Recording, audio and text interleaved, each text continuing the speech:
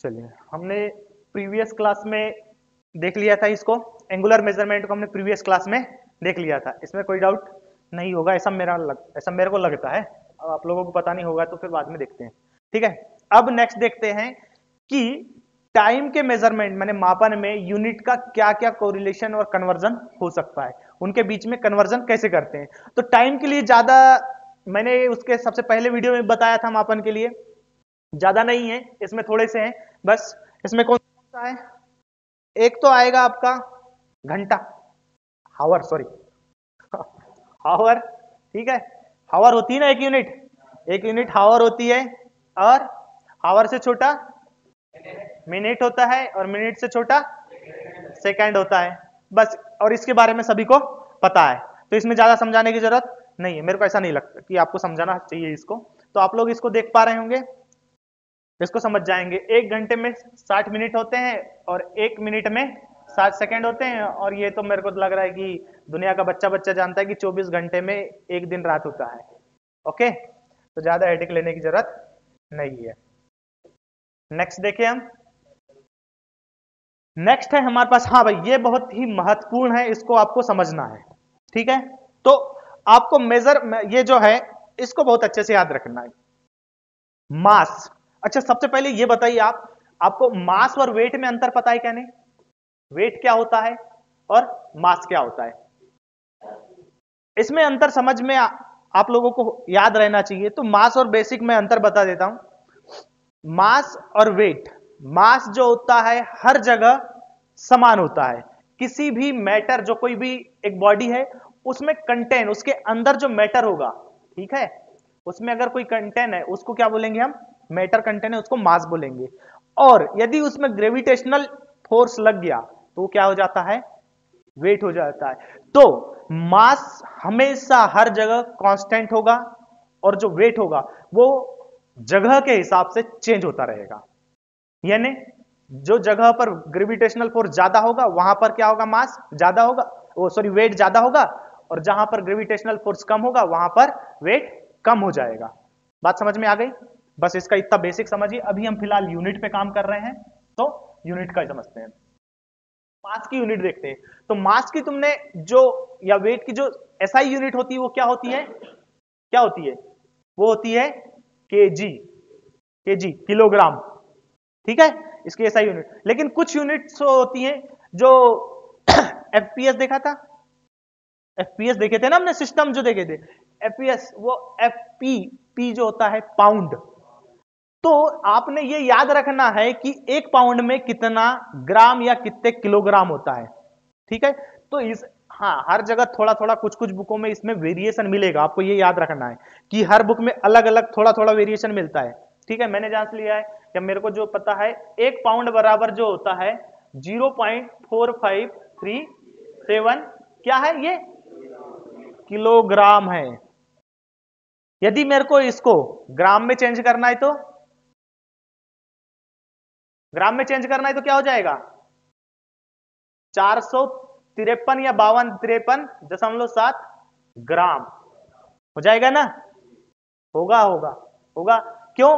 क्योंकि इसमें क्या करेंगे हम, किलो, फिर से याद करो वो पल जब मैंने बताया था तुम्हारे को परफिक्स, आप लोगों को बताया था, आप लोगों को परफिक्स बताया था ना, कि यदि केजी है तो के का मतलब क्या होता है? 10⁻³ मतलब यहां पर क्या होगा, जैसे ही हम के हटाएंगे तो यहां पर क्या हो जाएगा? 1000 का गुणा हो जाएगा ना, हो जाएगा ना, तो ग्राम में इतना आ जाएगा, आ जाएगा ना?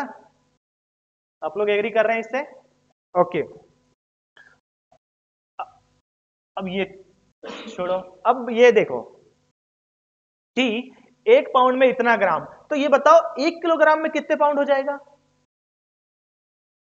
एक पाउंड में 0.4537 किलोग्राम, तो एक किलोग्राम में कितना पाउंड हो जाएगा ये? अरे सीधी बात है, 1/0.4537 पाउंड। बस कुछ नहीं करना है, इसी का कर देंगे तो हो जाएगा। ठीक है, इसको जब ऊपर करेंगे यहां पर ये आ जाएगा तो सब हो जाएगा, ये बन जाएगा इतना। ये समझ में आ रहा है? अब ये याद रखना है 1 औंस में कितने ग्राम होता है, तो 1 औंस में जो होता है 28, लगभग 28 ग्राम होता है 1 औंस में, दिया है 28.35 ग्राम एग्जैक्ट वाला। मैं इसलिए 28 ध्यान रखवाता हूं आपसे कि जब कभी अप्रोक्स वैल्यू दी होती है तो आपको दिमाग में एक कॉन्सेप्ट बनेगा कि 28 ग्राम होता है, तो 28 ग्राम से आप एक इमेज बना पाएंगे कि इसका लगभग इतना होगा, होगा ना। इसलिए आपको एक अप्रोक्स वैल्यू मेन वाली याद रखनी है, पॉइंट वाली भी याद रखनी, वो भी बहुत इंपॉर्टेंट है। इसका मतलब वो भूल नहीं जाना है, मैं ये नहीं बोल रहा हूं, भूलने की बात नहीं कर रहा हूं, लेकिन एक अप्रोक्स वैल्यू अपने दिमाग में बनाए रखें, उससे आपको कैलकुलेशन करने में बहुत आसानी होगी। मेरी बात समझ पा रहे हैं? तो 1 औंस बराबर कितना हो रहा है 28.35 ग्राम। और एक बात, कुछ इसका एक एथिक्स होता है, वैसे तो इस पे ज्यादा ध्यान नहीं दिया जाता, दशमलव के बाद जो संख्या होती है उसको डायरेक्ट नहीं बोला जाता है 35, उसको 3-5 बोला जाता है, याद रखना चाहो तो, बाकी और कुछ नहीं। इससे फिर इसके बाद हमने और 1 क्विंटल बराबर 100 kg, और हमने क्या पढ़ा था 1 मीट्रिक टन बराबर 1000 kg, और क्या पढ़ा था हमने, एक स्लज पढ़ा था, स्लज पढ़ा था ना, पढ़ा था ना, 14 किलोग्राम होता है लगभग लगभग कुछ इतना, और हमने फर्स्ट में पढ़े थे ये सब, देखे थे, ठीक है। तो ये कोरिलेशन आपको याद रखना है, याद रहेगा, इनके बीच में संबंध को याद रखना, इससे यूनिट कन्वर्जन करने में आपको आसानी होगी। ओके, नेक्स्ट देखें। नेक्स्ट हमारा है तापमान, ये बहुत बार आता है ये क्वेश्चन, तो इसको याद रखना है। तो ताप क्या होता है, एक तो ताप की डेफिनेशन समझ लिए, ताप वो कहलाता है जो डिग्री ऑफ हॉटनेस और कोल्डनेस को क्या बोलते हैं हम, ताप बोलते हैं, ठीक है। Degree of hotness and coldness को हम ताप बोलते हैं, ताप की डेफिनेशन याद रखना है। तो अब आपने ताप के लिए बहुत सारी यूनिट देखी होगी, बहुत सारी तो नहीं, इतनी ही होती है, ये 3, बेसिकली आप लोगों ने ये 3 यूनिट देखी होगी, इसमें से 3 या 4 यूनिट वाली।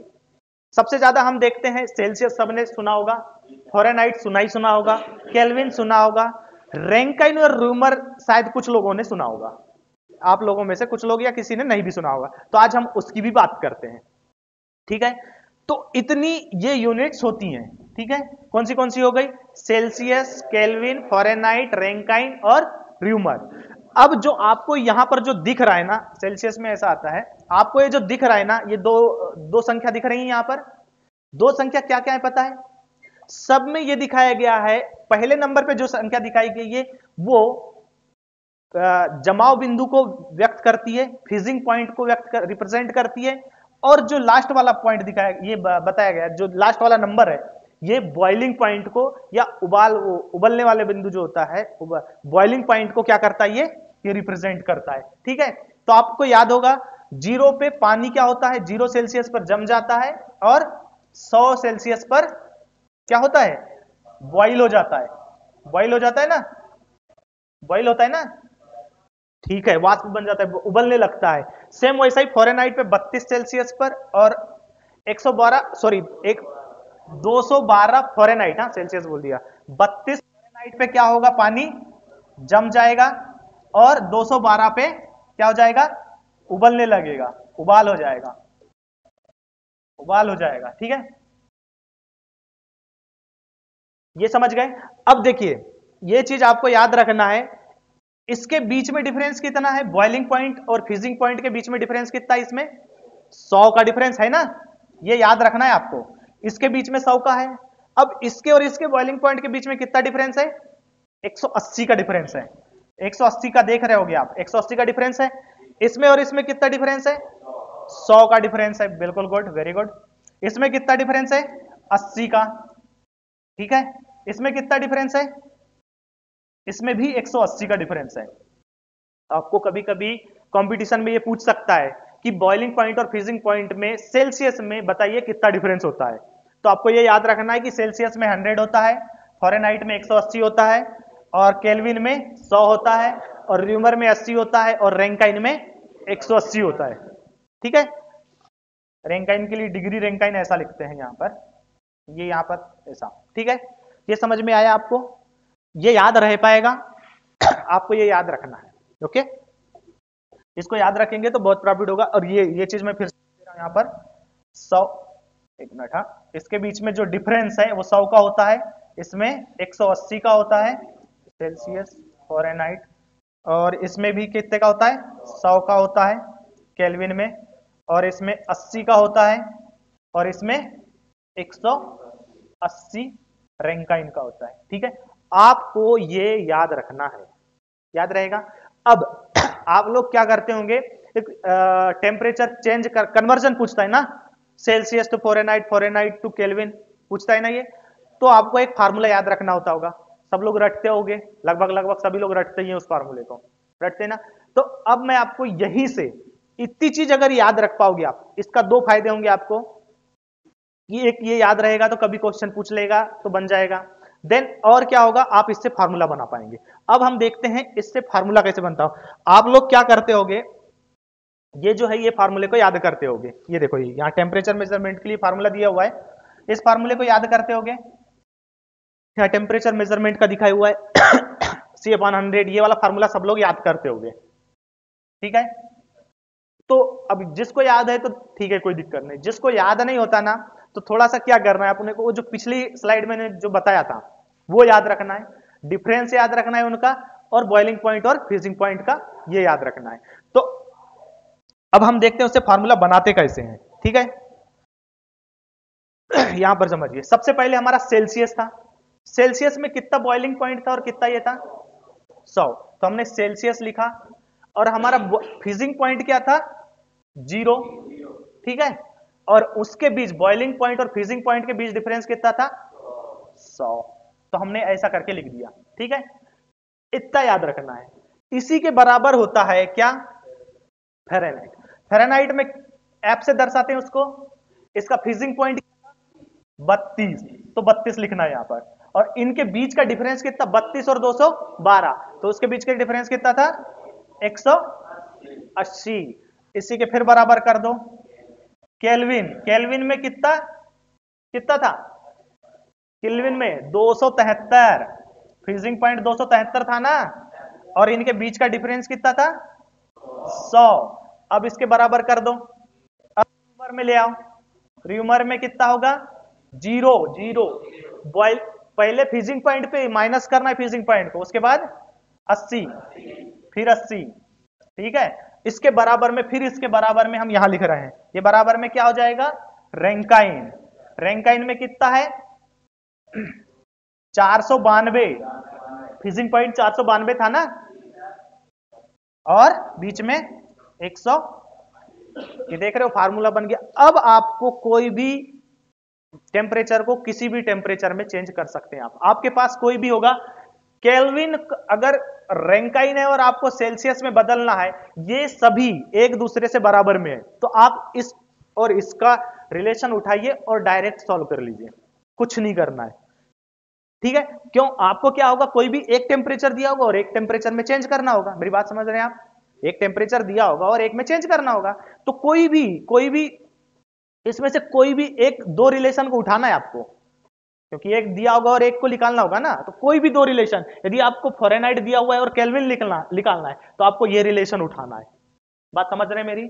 अगर आपको रैंकाइन और केल्विन दिया हुआ है तो इन दोनों का रिलेशन बराबर में करके निकालना है, तो आपका इससे कोई भी टेम्परेचर में चेंज हो जाएगा, वो रैंकाइन रहे, वो रूमर रहे, वो केल्विन रहे, वो सेल्सियस रहे, या वो फ़ारेनहाइट रहे।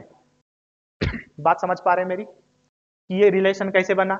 इस रिलेशन में क्या करते हैं हम लोग, जो वो शॉर्टकट बनाने वाले क्या करते हैं, देखो अब इसमें से अगर मैं इस रिलेशन से मैं अगर सॉरी इसको पूरा, यदि सेल्सियस बटा 100 सॉरी सेल्सियस बटा 100 भी लिख ले तो कोई फर्क पड़ता नहीं, क्योंकि जीरो को घटाओ या जोड़ो फर्क पड़ता ही नहीं है, कोई दिक्कत नहीं है, बराबर फार्मूला लिख रहे हैं अपन, अब सीधे बात है, फार्मूला ये, ठीक है, टेम्परेचर कन्वर्जन का फार्मूला ये, ठीक है।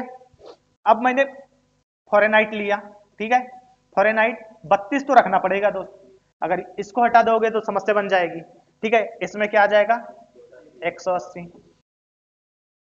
अब हम बात करते हैं केल्विन की, केल्विन में 273 तो रखना ही पड़ेगा, है ना, 273 तो रखना ही पड़ेगा 100, यदि मैं रूमर का आर ही रख दूं तो क्या दिक्कत है, जीरो हटा देते हैं, 80, जीरो में कोई फर्क पड़ता नहीं है ना, ठीक है। इसके बाद रैंकाइन 492 बटा 180 है तुम्हारा टेम्परेचर कन्वर्जन का फार्मूला, और बना यहीं से वो, ठीक है, इसी से बन जाता है। अब देख लो इसका, इससे कोई दिक्कत नहीं है, इसमें कोई भी किसी में रख दो। अब इसमें ज्यादा, मेरे हिसाब से इसमें ज्यादा स्ट्रेस नहीं आना चाहिए आप लोगों को, ठीक है ना, बन पाएगा। इसी फार्मूले को याद रखना चाहो तो याद रख सकते हो, या नहीं रखना हो तो मैंने वो बताया है, बॉइलिंग पॉइंट, फ्रीजिंग पॉइंट और उनके बीच का डिफरेंस याद रखेंगे तो आप आराम से ये फार्मूला बना पाएंगे। ये उसी से बना हुआ है, ये बॉइलिंग पॉइंट यहां पर था, फ्रीजिंग पॉइंट था, ये फ्रीजिंग पॉइंट है ना, जमाव बिंदु, और ये उसके बीच का डिफरेंस है ना, है क्या नहीं, है क्या नहीं, ये डिफरेंस। इसमें भी सेम कंडीशन है, इसमें भी सेम कंडीशन है, इसमें भी। आई थॉट समझ गए होंगे आप, अब इससे ज्यादा समझाने की जरूरत नहीं, एक क्वेश्चन लगा के देख लेना घर जाके, ठीक है, और जैसे ही बने तो एकदम ओलंपिक जीतने वाली फीलिंग आएगी। ये यहां पर ये दिखाया गया है, ओके, ठीक है। हम अब नेक्स्ट चलते हैं। नेक्स्ट जो हमारा है क्या मेजरमेंट का है, अरे सॉरी, वॉल हाँ, वॉल्यूम मेजरमेंट के लिए ये, ठीक है, वॉल्यूम, आयतन, इसको हिंदी में आयतन बोलते हैं, आयतन, ठीक है, आयतन। आयतन का कैसे करते हैं, इसका थोड़ा सा ये जो आता है ये इसलिए मैंने रखा है, 1 लीटर में कितने सेंटीमीटर क्यूब होते हैं ये याद रखना है आपको। 1 लीटर, लीटर, 1 लीटर में 2 सेंटीमीटर क्यूब होते हैं, और यह भी याद रखना है कि 1 लीटर में कितने गैलन होता है, तो 1 लीटर में 0.22 गैलन होता है, ठीक है, ये याद रखना है आपको। 1 फुट क्यूब में भी कितना होता है ये भी याद रखना है, 1 फुट में, फुट की पावर 3 में 6.23 गैलन, ठीक है, और 1 हेक्टोलीटर में 100 लीटर। इसको तो वैसे हेक्टो से अगर याद होगा आप लोगों को, हेक्टो याद है क्या, परफेक्ट सिस्टम वहां से बन जाएगा ये, अगर याद ना भी रहा तो। हेक्टो नहीं याद, डेका, हेक्टो, किलो नहीं याद आ रहा है, Deka 100, hecto power 2, kilo power 3, तो ये हेक्टो है, ये हेक्टो हो जाओगे तो यहां 2 पावर लग जाएगी, और लीटर हो जाएगा तो ये 100 लीटर आ जाएगा। बात समझ गए हमारी, इसलिए मैंने वो परफेक्ट सिस्टम बताया था आप लोगों को, क्योंकि यहां बहुत मदद करता है वो इन जगहों पर। ओके, मेरे हिसाब से ये आप लोगों को याद रहेगा, रहेगा ना, ठीक है। नेक्स्ट चलें। कुछ मिसलेनियस यूनिट्स हैं, कुछ यूनिट्स होती हैं, डिराइव्ड यूनिट्स होती हैं, जैसे अभी वॉल्यूम था ये भी डिराइव्ड यूनिट थी। कुछ मिसलेनियस यूनिट्स में आपको ये याद रखना है कि भाई 1 HP में कितना होता है, तो 1 HP में 746 वाट्स हमने सबने सुना होगा, लेकिन इसलिए मैंने यहां पर लिखा है कि ये 746 वाट जो होता है ये किस में होता है, ब्रिटिश में होता है, और ये क्या है, 1 HP में 735 वाट मीट्रिक में, ठीक है। ये 2 सिस्टम ही यूज किए जाते हैं, मीट्रिक और ब्रिटिश, ठीक है, ये भी याद रखना है। अब बहुत सारे हो सकते हैं, और चीज समझिए, डेंसिटी, डेंसिटी भी होती है एक यूनिट, ये याद रखना है आपको, हाँ।